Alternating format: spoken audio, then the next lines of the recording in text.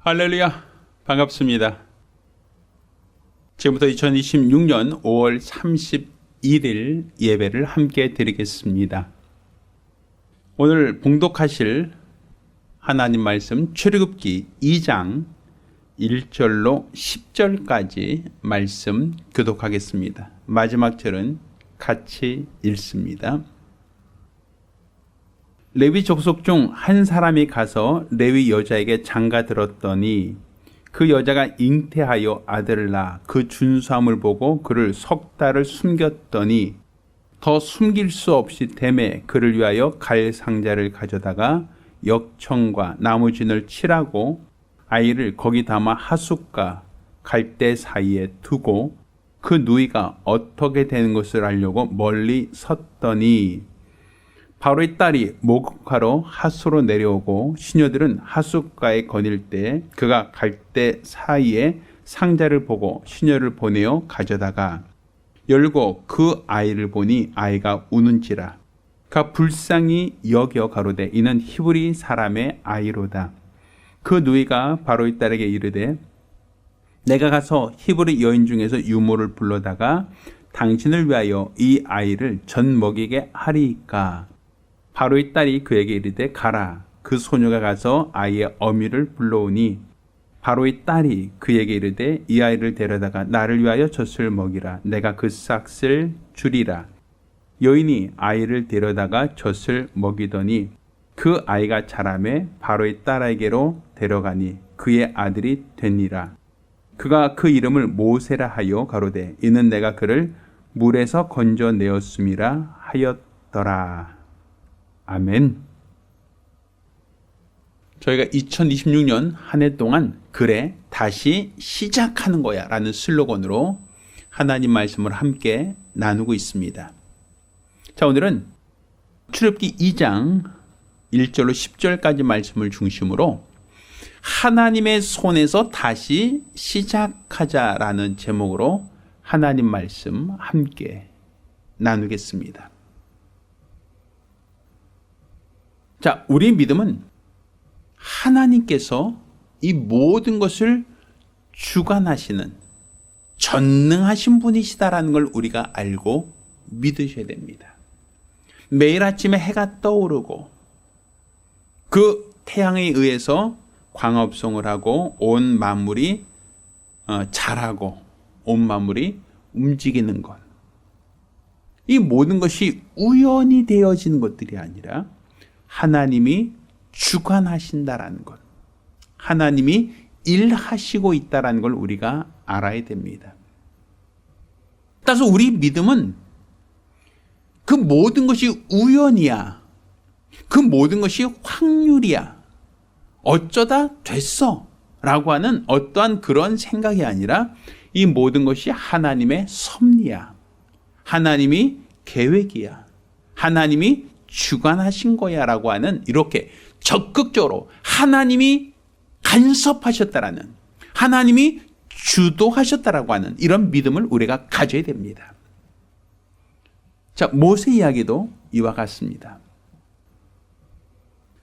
이 모세가 하나님께서 모세를 들어서 사용하셨다라고 하는 그러한 이야기로만 우리가 이해할 것이 아니라 모세의 출생 과정과 그가 애굽의 바로의 궁에서 자라난 그 과정, 또 그가 그곳에서 성숙하여 나중에 이스라엘의 구원자로서 애굽을 탈출시키는 인도자로 하나님이 삼으시는 그 모든 과정이 우연이 아니라 하나님의 계획 속에 있었고 하나님이 주관하시는 그분의 섭리 속에 있었다는 걸 우리가 알고 믿으셔야 됩니다.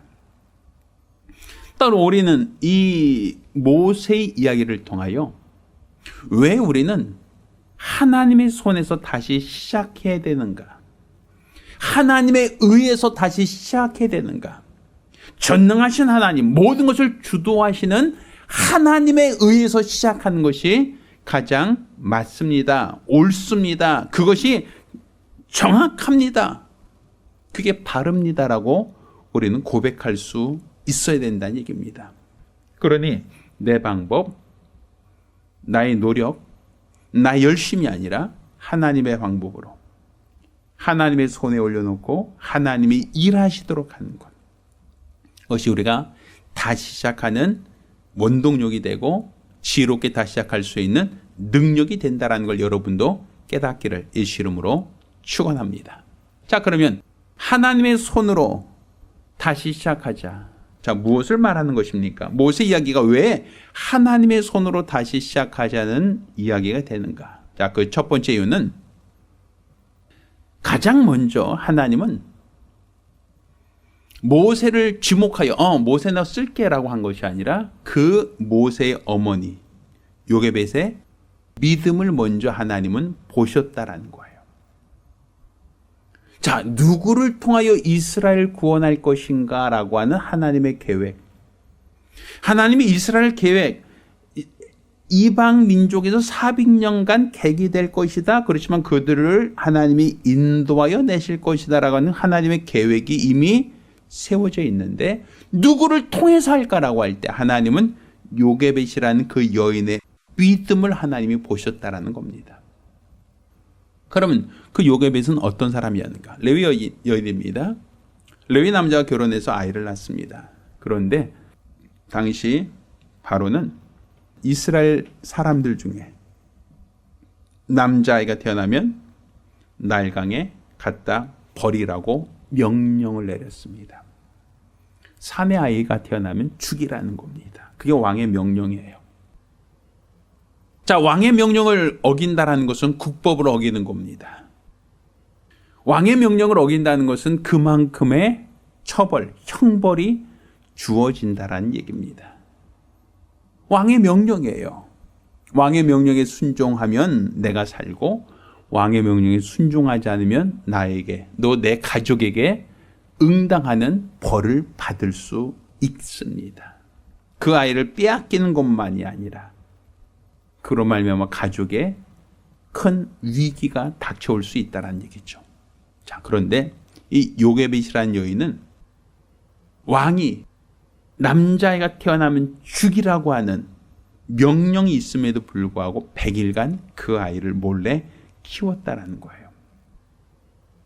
자, 남자아이를 몰래 키운다는 것이 쉬울까? 한번 생각해 보세요.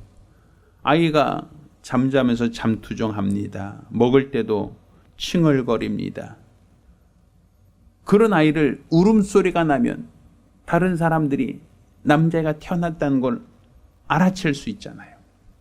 그러니 우는 것도 제대로 울지 못하게 해야 되고 100일 동안 아직 철이 없어서 울고 떼쓰고 하는 아이를 몰래 키운다는 것은 굉장히 어려운 얘기입니다. 게다가 그 아이를 잘못 키우면 나와 내 가족에 큰 왕의 명령을 어겼다라고 하는 것으로 인하여 큰 위험이 올 수 있는데 그럼에도 불구하고 100일간 그 아이를 양육했다. 그거는 왕의 명령보다 하나님이 내게 맡기신 기업, 하나님이 내게 주신 그 아이를 양육하겠다라는 그 의지가 더 강했다는 겁니다. 하나님은 그것을 믿음으로 보신 거예요. 누가 너를 위협하고 누가 너에게 협박하고 너에게 위험이 되고 위기가 된다 할지라도 하나님이 내게 맡기신 이 아이를 내가 감당하겠습니다. 내가 잘 양육하겠습니다. 이게 바로 어미의 마음이고 이것이 바로 하나님이 우리에게 요구하시는 믿음입니다. 그러니까 지금 우리가 하나님의 마음을 안다면 하나님이 무엇을 원하시는 줄 안다면 하나님께서 우리에게 맡기신 일을 그것을 감당하는 것은 세상에 어떤 핍박이 있다 할지라도 세상에 어떤 반대가 있다 할지라도 세상이 아무리 우리를 손가락질하려고 한다 할지라도 우리는 그 모든 것을 초월하여 하나님이 내게 맡기신 것을 감당하려고 하는 적극성 그 같은 믿음이 우리에게 요구된다라는 사실입니다. 따라 저와 여러분 모두가 우리 하나님 우리에게 맡기신 일을 감당하려고 하는 더 잘 감당하려고 하는 그런 믿음이 우리에게 있기를 예수 이름으로 축원합니다. 자, 두 번째로 우리가 주목할 것은 내가 하나님께서 내게 주신 것을 잘 양육하겠다, 잘 키우겠다라는 그 마음과 의지가 있다 할지라도 내 손의 힘은 부족하다는 거예요. 내 능력은 부족하는 거예요. 내가 하고자 하면 안 된다는 거예요. 하나님 내게 맡겨주시니까 내가 잘하겠습니다. 내가 책임지고 잘하겠습니다. 좋아요. 좋은데 우리 인간의 힘은, 우리 인간의 능력은 극히 제한되어 있다는 것이죠. 따라서 내 힘만으로 하려고 할 때, 나의 노력만으로 하려고 할 때 우리는 그 한계점을 맞이할 수밖에 없다라는 사실이에요. 예수님께서 5천 명이나 되는 수많은 사람들이 모여들 때, 자, 너희가 먹을 것을 주라 할 때 그들은 얘기합니다. 이 많은 사람을 먹이려면 우리가 가진 것으로는 턱이 없습니다라는 거죠. 그런데 예수께서 뭐라고 말씀하십니까? 너희가 무엇을 가지고 있느냐라고 하시고 내 손에 올려놓으라고 얘기합니다. 떡 5개와 물고기 2마리밖에 없습니다. 그렇지만 그것을 주님의 손에 올려놓았을 때 주님은 그것으로 5천 명을 먹이셨습니다. 내가 할 수 없다고 하여 하나님도 할 수 없다가 아니에요. 내 능력으로 아이를 키울 수 없게 되었습니다라고 하여 하나님께도 불가능합니다가 아니에요. 내가 할 수 없지만 하나님은 가능하시다는 거예요. 내 능력은 부족하지만 하나님은 하실 수 있다는 거예요. 이것을 믿으신다면 우리는 내 손에 있는 것을 하나님 손으로 옮겨야 됩니다. 하나님 손으로 옮겨 놔야 됩니다. 바로 우리가 하나님 손에 옮겨 놓는다는 것은 결국 내 방법을 포기한다는 게 아니라 내 방법보다 하나님이 하시는 것이 옳습니다. 내 능력보다 하나님의 능력이 옳습니다. 이런 믿음이에요. 그래서 이 요게벳과 그 가정은 모세를 버린 게 아니라 단지 포기한 게 아니라 하나님의 손에 올려놓았다는 걸 우리가 어떻게 알 수 있냐면, 왕은 사내가 태어나면 그냥 강에 버리라고 했어요. 그런데 그들은 단지 강에 아이를 버린 게 아니에요. 갈대 상자를 만들고 역청을 칠하고 나무 진으로 잘 발라서 물이 새 들어오지 않게 한 다음에 그 다음에 모세를 그 갈대 바구니에 담았고, 또 그 갈대 바구니를 마치 배처럼 강에 띄었다라는 것만을 그들이 생각한 게 아니라 쫓아가요. 그러다가 바로의 딸이 목욕하러 나왔다 그 갈대 상자를 보고 건질 때까지 그 바구니를 주목해서 계속 보고 있었다라는 거예요. 그는 단지 내가 하다가 안 되니까 포기했다. 내가 기르다가 안 되니까 그 아이를 갖다 버렸다. 내가 하다가 안 될 것 같으니까 자포자기했다라는 게 아니라 하나님의 손에 맡겼다. 기도하며 하나님께 그 아이를 위탁했다라는 것으로 우리는 봐야 되는 겁니다. 그러니 우리는 내가 할 수 없으니까 포기하는 것, 내가 할 수 없으니까 자포자기하는 것, 이건 믿음이 아닙니다. 내가 할 수 없기에 하나님의 손에 올려 놓아야 한다는 것이죠. 내 방법은 부족하기에 하나님께 올려놓고 우리는 하나님의 도움을 구해야 된다는 사실입니다. 따라서 여러분도 내가 하다가 안 되는 것, 내가 할 수 없는 것, 내게 불가능한 것이 있다면 그것을 자포자기하지 말고 아예 그냥 체념하지 말고 하나님의 손에 올려놓아 하나님이 일하시도록, 하나님이 역사하시도록 하는 믿음의 사람들이 되기를 예수 이름으로 축원합니다. 자, 세 번째, 우리가 하나님의 손으로 다시 시작하자라고 하는 것. 자, 이것은 하나님이 하나님의 손에 올려놓은 자를 하나님이 그를 높이신다라는 거예요. 자, 어떻게 본다면 아이는 엄마 품에서 자라는 것이 가장 행복할 거예요. 아이는 엄마 품에서 자라면 가장 편안하고 안락하겠죠. 근데 하나님 품에 맡긴다? 그건 사실은 우리는 개념상으로 이해하기 좀 어려울 겁니다. 자, 그런데 어머니가 안고 어머니가 그 아이를 품고 있으면 가장 편하고 안락해 보이지만 그 당시 바로의 여건은, 바로 애굽의 여건, 바로 왕의 지시는 엄마가 그 아이를 품고 있는 것을 허용하지 않았던 때예요. 사내아가 태어나면 반드시 죽여야 하는 때란 말입니다. 그러니 그 모세 입장에서 볼 때는 엄마, 가장 사랑하는 엄마 품에 있는 게 가장 위험할 때예요. 위기라는 얘기입니다. 왜? 애굽 병정들한테 발각되면 그 아이는 죽어요. 그 부모는 처벌을 받아요. 가장 사랑하고 이 아이를 가장 위하는 어머니 품이 가장 위험한 곳, 가장 위태로운 곳이라고 한 얘기예요. 어떻게 본다면 레위의 지파, 이름 사실은 어떻게 본다면 작은 지파. 거기는 어떤 여인의 이야기. 다수 속에서 묻혀서 크게 주목받을 만큼 큰 인물이라고 보기도 어렵죠. 그렇지만 그 아이가 나중에 하나님 손에 올려놓았을 때 하나님이 그 아이를 바로의 딸의 양자로 삼으셨고 애굽에서 왕실에서 자라는 특혜와 권한을 주셨다라는 거예요.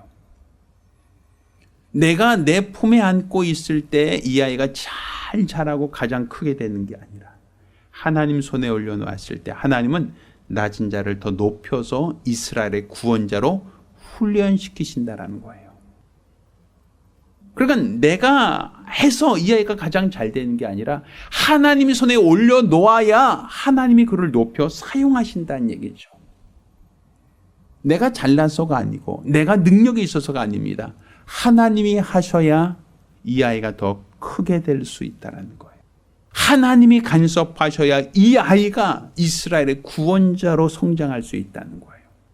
내 방법으로는 가장 위험하고 가장 위태하고 가장 불안전하지만 하나님의 손에 올려놓으면 하나님이 그 아이를 높이실 때 애굽의 군인들은 더 이상 그 아이에게 손을 댈 수가 없다는 얘기예요.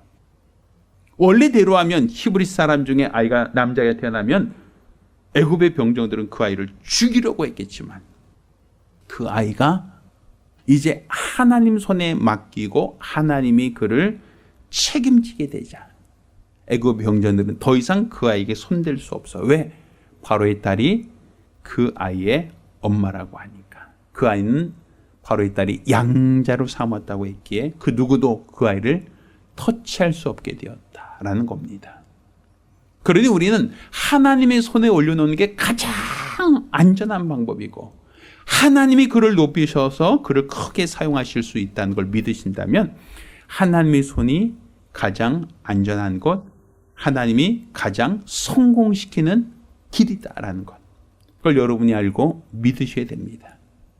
따로 여러분이 가지고 있는 것, 내가 내 품에 안고 있는 것, 내가 하려고 하는 것, 내 방법으로, 내 노력을 하려고 했던 그 모든 것을 하나님 손에 올려놓고 하나님이 하시도록 하는 것. 이게 바로 우리의 믿음이고 하나님이 하시도록 하는 것이 내 방법에서 하나님의 방법으로 다시 시작하게 하는 것. 이게 바로 우리가 추구해야 될 우리의 믿음이다라는 걸 깨닫기를 예수 이름으로 축원합니다. 자, 마지막으로 우리가 하나님의 손에 올려놓았다라고 하여 내 책임, 나는 그냥 하나님께 올려놨으니 나는 그냥 가만히 있으면 돼. 난 팔짱 끼고 있으면 돼. 아이 그냥 알아서 하겠지가 아니라는 거예요. 하나님 손에 올려놨습니다. 그러니까 그냥 됐어. 그냥 알아서 하십시오. 나는 이제 무관합니다. 나는 상관없습니다. 그냥 잘 되겠죠? 이게 우리의 믿음 아니에요. 오늘 우리에게 본문을 보면 바로의 딸이 히브리 사람이었던 모세를 자기의 양자로 삼았습니다. 그러자 미리암이 공주에게 쫓아갑니다. 그 아이에게 유모를 데려올까요? 라고 묻는 거예요. 왜?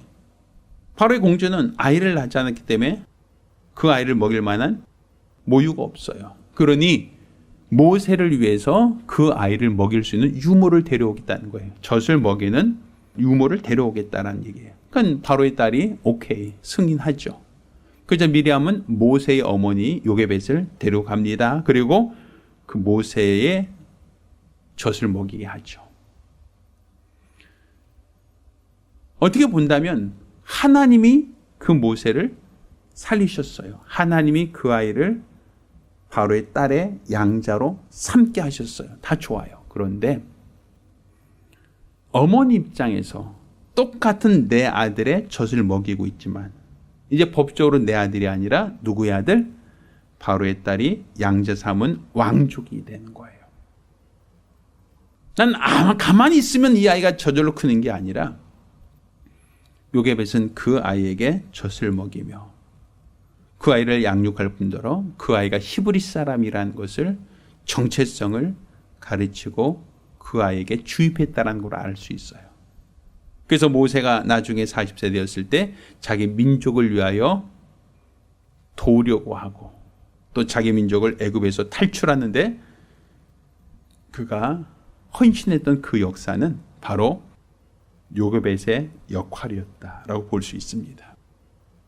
단지 그는 내가 이제 맡겼으니까 그냥 하나님 손에 맡겼으니까 내 역할 끝난 거야. 나는 이제 내 책임 없어 라고 하는 게 아니에요. 나는 그의 어머니로서의 신분은 버렸지만 어머니라고 하는 신분은 내려놓았지만 그 아이를 양육할 유모 역할은 내가 감당하겠습니다. 내 것이 아니라 하나님의 것, 내 것이 아니라 공주의 것, 내 것이 아니라 왕궁의 것, 내 것이라는 소유를 버리고 하나님의 것을 내가 감당하겠습니다. 하나님이 내게 맡겨진 것을 내가 최선을 다하여 감당하겠습니다. 내 것이 아니라 내 것이기 때문이 아니라 내게 맡겨주신 것을 내가 감당함으로 하나님을 위해서 귀하게 사용하겠습니다라는 것이 되어야 된다는 얘기입니다.